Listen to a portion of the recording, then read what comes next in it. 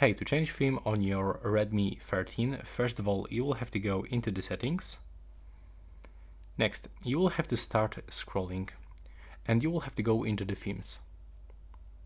Now just wait for the loading screen, and as you can see here we are in the themes, but I can recommend you to click on this search and input free phrase.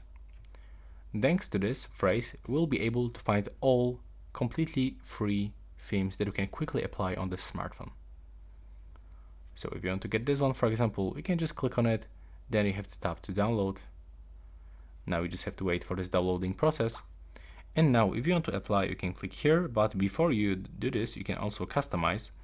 So we can decide if you want to actually get the wallpaper from this theme on your lock screen, home screen, if you want to change the icons and other system UI.